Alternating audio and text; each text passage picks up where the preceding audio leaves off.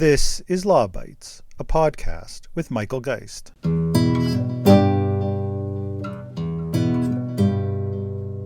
Since the original request was tabled, Shaw has proposed to sell their wireless division, Freedom Mobile, to Videotron.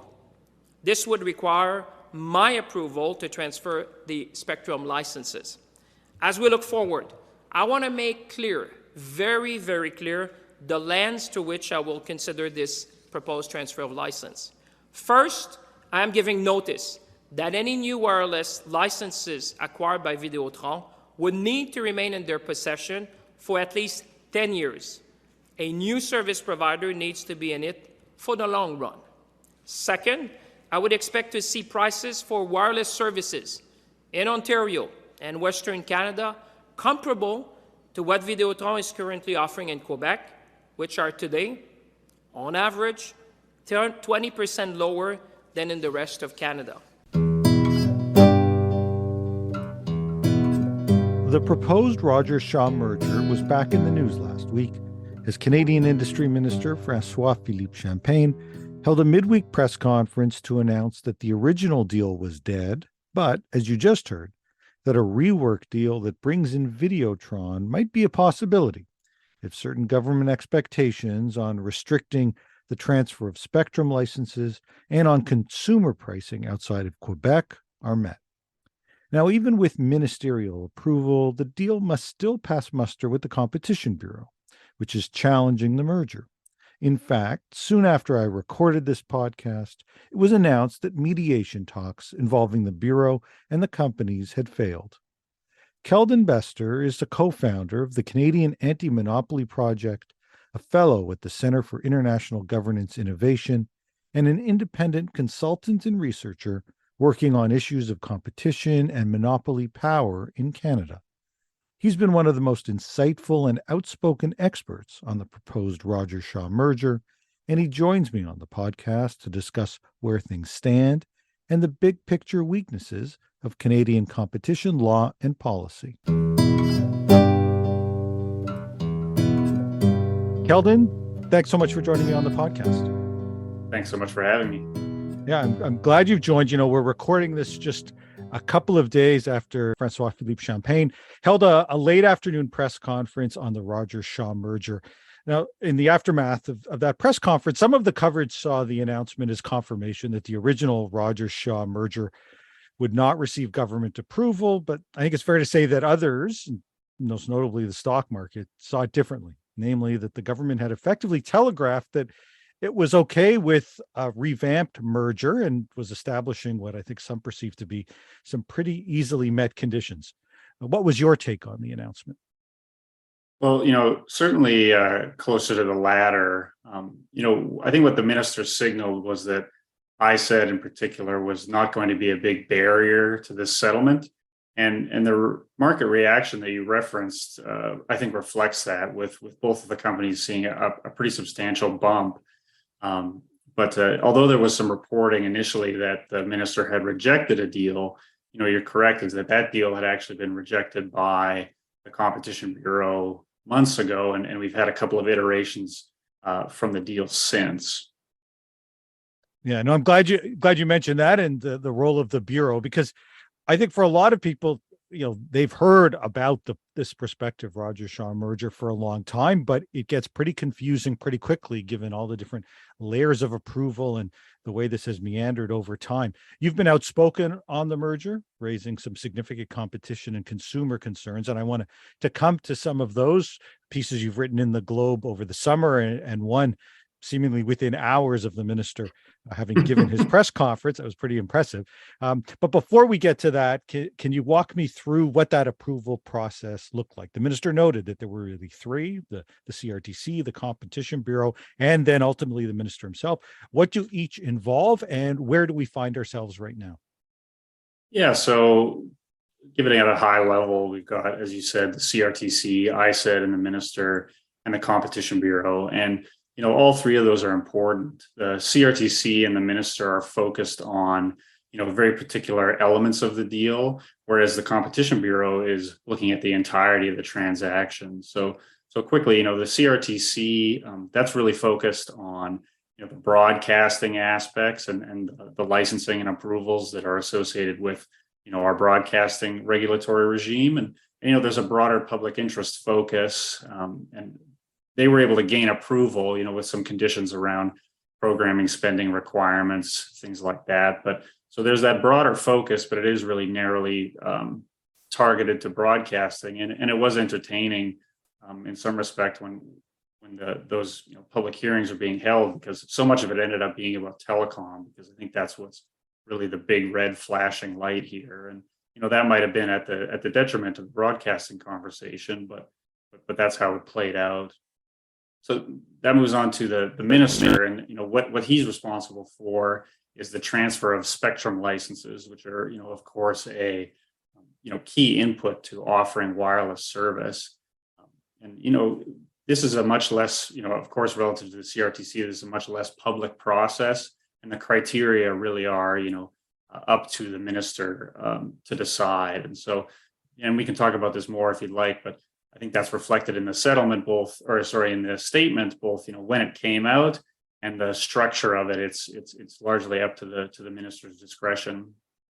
And then finally, and I think what the main show is now, especially, is the Competition Bureau's review, which is looking at the entirety of the transaction and determining whether or not there are competitive concerns. And so the scope initially is the entire transaction, but as we've seen by the arguments that the Bureau is putting forward, that that's been narrowed beyond just the beyond every element of the transaction, and to be largely focused on wireless service, although with connections to the rest of the telecommunications business. So the CRTC, they've given their approval. I think that was about a year ago. I may have my dates wrong. We now have the minister's conditions, which, as you said, and again, we can go into in more detail, don't seem to be a major hurdle. So eyes really are on the Bureau and the Competition Tribunal, which is kind of the competition court, the first step for any civil competition case, as to see is the tribunal, one, does the Bureau take it all the way, or reach a settlement or a consent agreement, as they're often called, or does the Competition Tribunal accept or reject the arguments that the Bureau is making? So 3 levels, 2 effectively, well, at least certainly one has been cleared. We see the path to clear the second, but the Competition Bureau's case is picking off hearings within a week or so, and that could still be a major hurdle for the transaction. Okay. I want to make sure we touch on some of these competition issues and the Bureau issues in a few minutes, because you did highlight it specifically in the piece that you wrote this week, as I said, just after the minister's announcement. But if we go back a bit in time, you've been skeptical about this merger for some time, both in its original iteration and then even more recently with respect to some of its evolution, as the companies have sought to bring in some third parties. So why don't we start with the original one and then get into the role that Videotron might play, because you certainly got the attention of the company itself with some of your concerns there.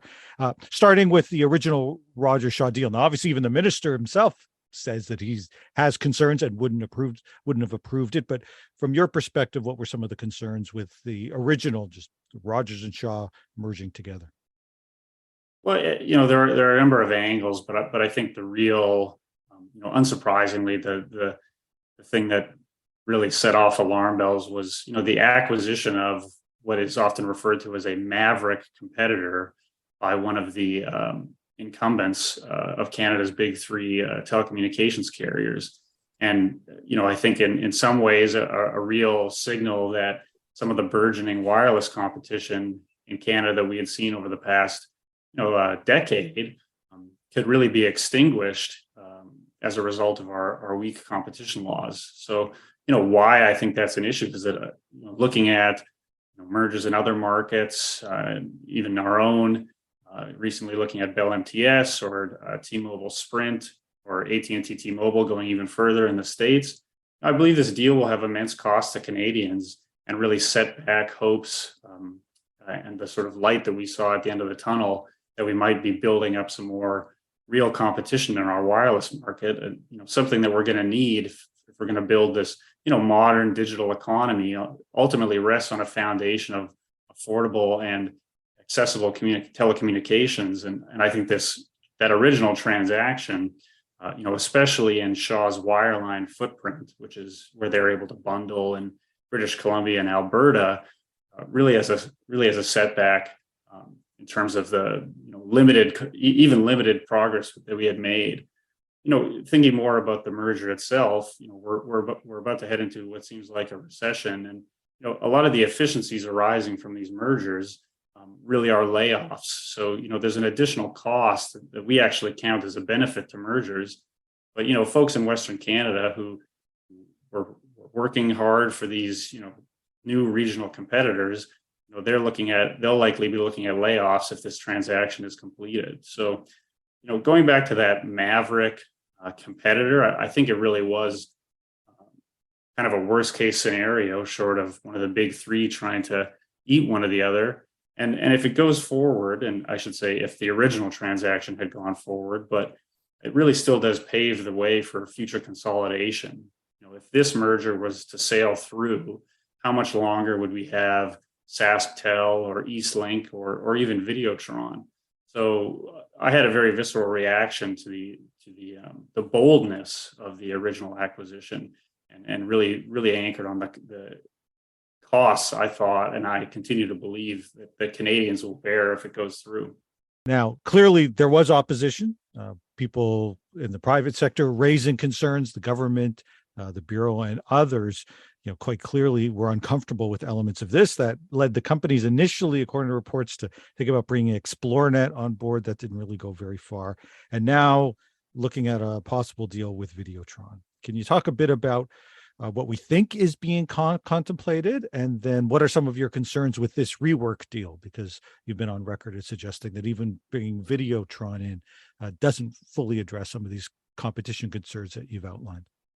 Certainly. So, we have at least some picture of the deal from the public filings as a result of the competition tribunal process so far. And I do think that's actually a real virtue of one of the virtues of the Bureau challenging this, is that we actually build, unlike the CRTC, Competition Bureau can do a lot of work behind closed doors, as we saw at Bell MTS. But here we build up this really rich public record.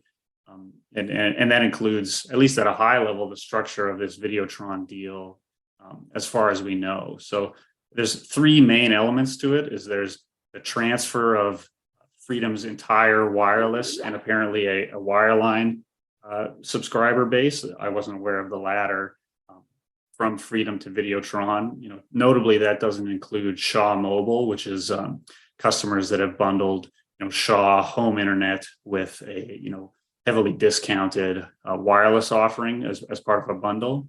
It also includes what they call transitional services provided by Rogers to allow for what they call a seamless transfer of ownership without any sort of disruptions for customers. And third, there is, and I think this one is a really interesting one, and hints at the weakness of these kind of remedies, is what Rogers is to provide something they call ongoing ancillary network access services to Freedom. And the argument from the parties is that these services, given by a competitor, are going to make what they call new Freedom a more effective competitor than it is today. In the recent reporting this week, it was also mentioned that Rogers is willing to include fiber infrastructure assets. We don't know what that means, but clearly from the point of submitting their original proposed settlement, they've sweetened the deal with some sort of additional asset transfer, but we don't have a lot of insight to that as the public. I was just going to say, my concerns with the deal remain the same, and although Videotron is certainly a more qualified buyer than ExploreNet, just in terms of scale and experience in the wireless space, we're doing something that we really like to do in Canadian competition law, which is we take actually existing competition and we trade it for the hope of future competition. And in particular, going to that third part of the remedy, relying on the idea that an incumbent competitor will be a good faith partner to the remedy buyer. Further to that, I'm also, and I continue to go back to this, I seriously must be missing something, because I still don't understand the logic of how a firm with a smaller balance sheet is the solution to this problem, when we're saying that this larger firm is arguing and accepting that argument, which I don't think is a given. Freedom Shaw is saying it doesn't have the scale to make these investments, these next generation investments, allegedly. But now we're expecting Videotron, still a large company, but relatively smaller, that they have the scale, and so that argument never really sat right with me. So again, it's that trading actually existing competition for the hope of future competition, and the idea that this smaller player won't simply turn around and make the same decision that Shaw has done. You incorporated some of this in a piece that you co-wrote together with Ben Kloss in the Globe and Mail. It attracted a fair amount of attention, including from PKP, from Pierre-Carl Pelado, who took issue with some of your arguments. Care to respond at all to what he picked up on and how you see things? Well, first of all, we were very flattered that Mr. Pelado took the time to respond to our op-ed, and so that we accepted that compliment, certainly. The bulk of his response was, the argument that Videotron actually is going to be a good competitor, and looking at their track record in Quebec and the good work that they really have done there. I'm a Fizz customer myself. That's a Videotron flanker brand. So, Ben and I are aware that that Videotron has the potential to do this, to do a good job and be an effective competitor. And in some ways, our response is, why wait? Why should the cost of this expansion be another maverick player that, other than Videotron, has been one of the most disruptive across Canada's telecommunication market? There's a even better world where both Freedom and Videotron are expanding their respective footprints, using and we can talk about this later, the CRTC's, what they call the facilities-based mobile virtual network operator framework. If we had two maverick players in Canada, I think Canadians would be much better off for it. So, it comes down to, why should the cost of this expansion be another promising maverick player that, and again, as Mr. Pelado said, Videotron may do a great job, but we're coming back to this: we trade actual competition for the hope of future competition.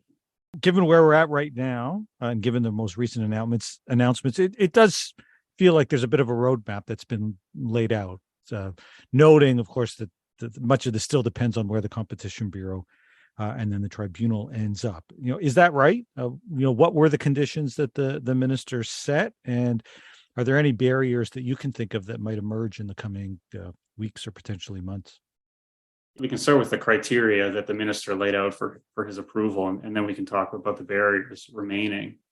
And although these two conditions that Minister Champagne laid out, I think sound good, and I detail this in my most recent piece, I do think they fall short of being, meaningful constraints on any kind of settlement. So, let's take the first piece. The minister says there will be no sale of any transferred spectrum licenses for a decade.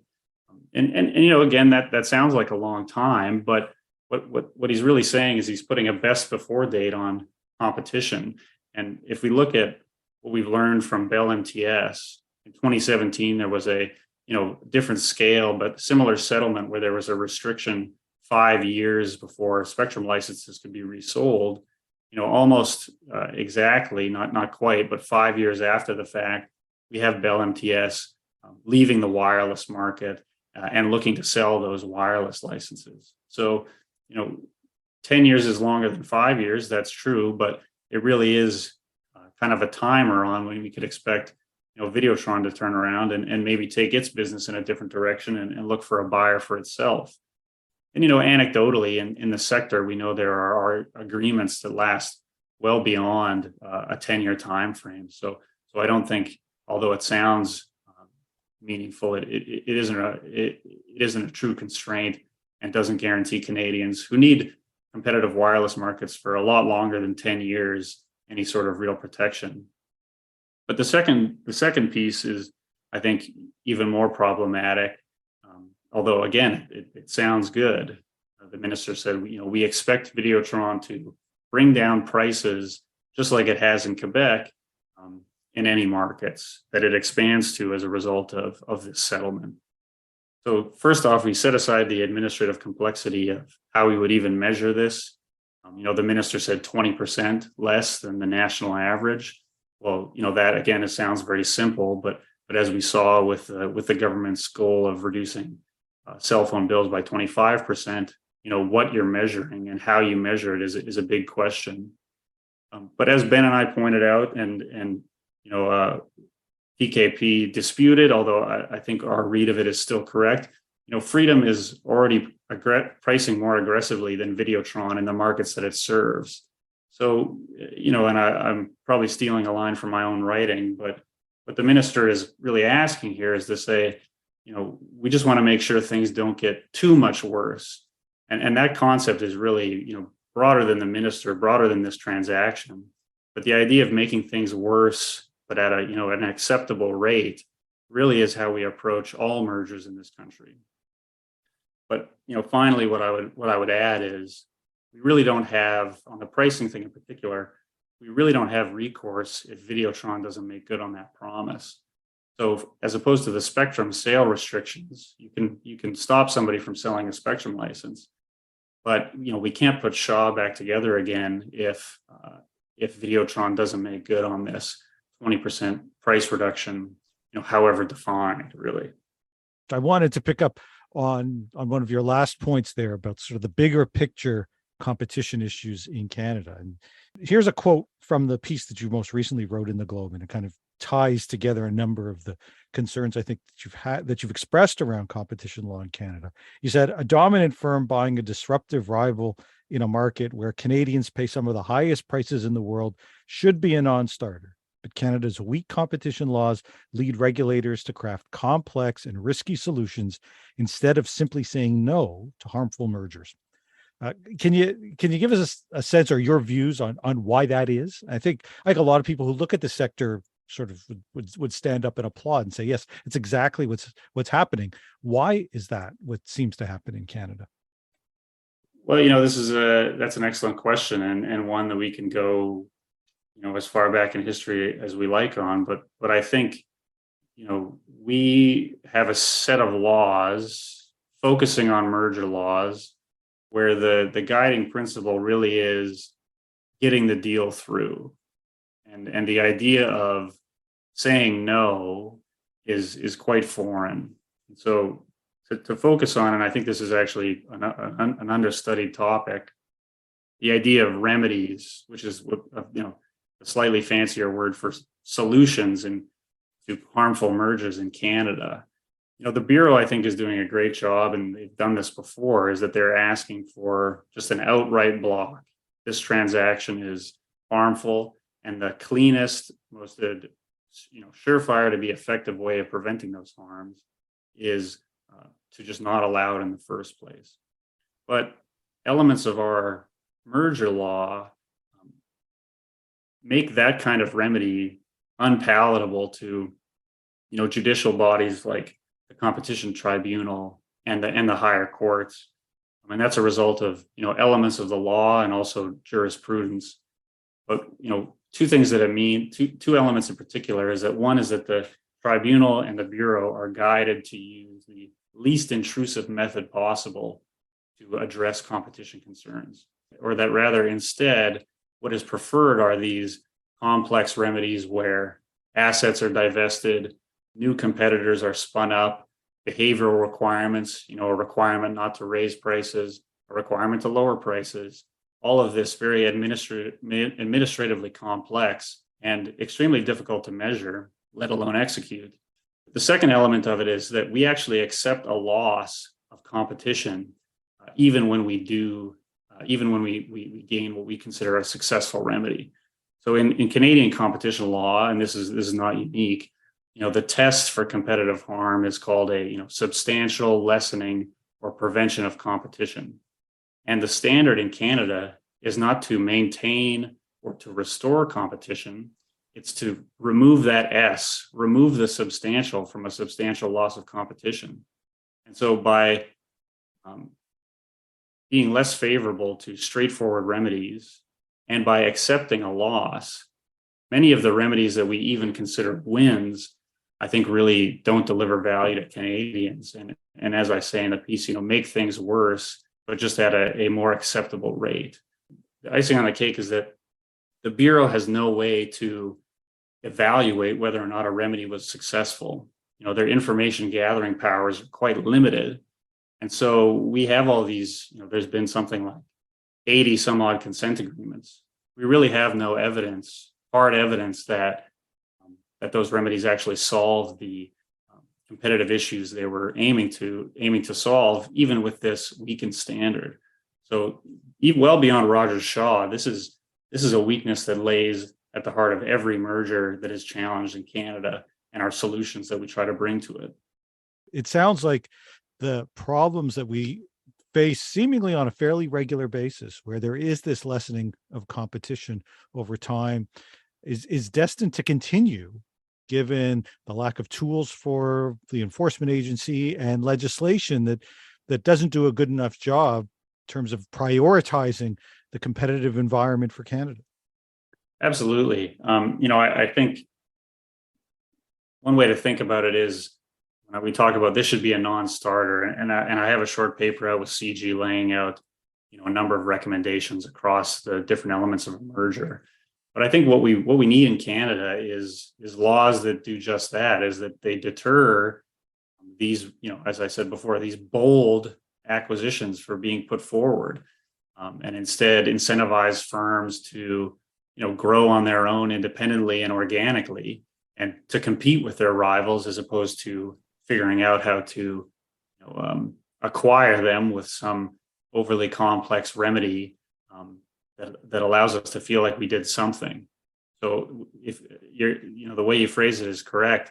If we don't change that underlying logic, there will be another Rogers Shaw. The process will play itself out. And it will only, concentration begets concentration. It will only become bolder than we can even imagine right now. Well, Keldon, that's a bit of a depressing place to end in terms of where things are likely to head. That this isn't going to get better unless there's a real concerted effort to change some of the fundamentals in terms of what merger policy and competition policy looks like in Canada. But I suppose part of the path towards doing better is at least raising awareness of where we're at and understanding that Rogers Shaw is a symptom. It's not just of a larger problem. And so thank you for joining me on the podcast and breaking down both that merger and some of the bigger competition issues facing Canada right now. Well, thanks so much for having me. That's the Law Bites podcast for this week. If you have comments, suggestions, or other feedback, write to lawbites@pobox.com. Follow the podcast on Twitter @LawBitesPod or Michael Geist @mgeist. You can download the latest episodes from my website at michaelgeist.ca or subscribe via RSS at Apple Podcast, Google, or Spotify. The Law Bites podcast is produced by Gerardo Lebron Laboy. Music by the Laboy brothers, Gerardo and Jose Lebron Laboy. Credit information for the clips featured in this podcast can be found in the show notes for this episode at michaelgeist.ca. I'm Michael Geist. Thanks for listening, and see you next time.